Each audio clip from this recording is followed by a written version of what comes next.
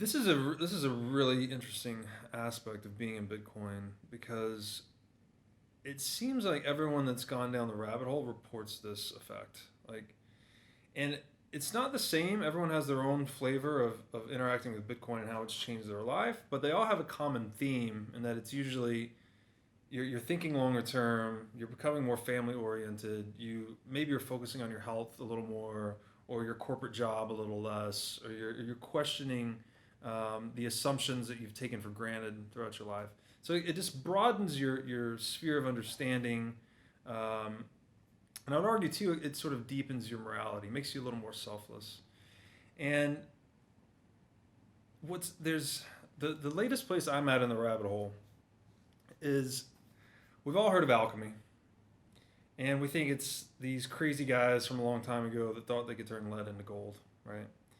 What alchemy actually was there was a point where the church thought that Christ was the final redeemer, so that by Christ sacrificing his life on the church or for humanity, for sacrificing himself for the sins of humanity, that it essentially covered and redeemed everyone forever. There was nothing left for us to do as people other than follow Christ.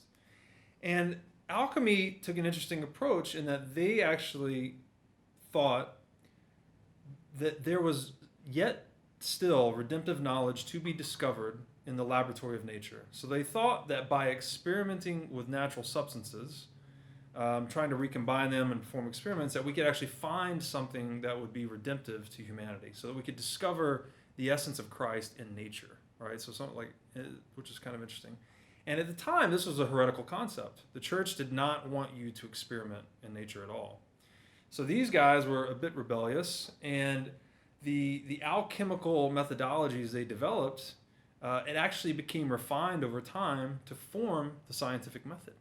So this was, again, a fork off of the church, if you will. This was practiced for thousands of years all over the world, and it became science. So alchemy was like proto-science. I mean, even Isaac Newton, right, who we still model our universe a lot on what he said, Einstein disrupted a lot of it, was an alchemist. He was a known alchemist, and he was also in charge of the Bank of England for a long time. So it's interesting that, alchemy forked off and became science, and the aim of alchemy was not actually the development of gold. I mean, they were trying to create gold, but their real aim was to create an incorruptible substance that would serve as the antidote to the corruption of the world. And very interestingly, it's like now we have Bitcoin, which is clearly a development of science. It's kind of like the vanguard of our technological achievement. But it's also inspiring this religious-like fervor in people. So you're kind of seeing this union of religion and science again.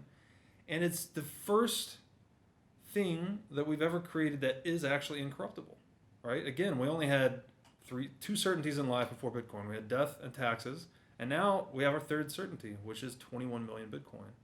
So we have this incorruptible substance, and then it holds the promise of eliminating a lot of the corruption in the world, just like the alchemists predicted. So it's a real rabbit hole. I think do your own homework. I've read a lot of Jordan Peterson on this subject. His book Maps of Meaning is great. But it's not just a bunch of crazy people that were trying to make gold. It was guys that were figuring out everything you take for granted in modernity is because of alchemy. Alchemy became science, and science led to all of this.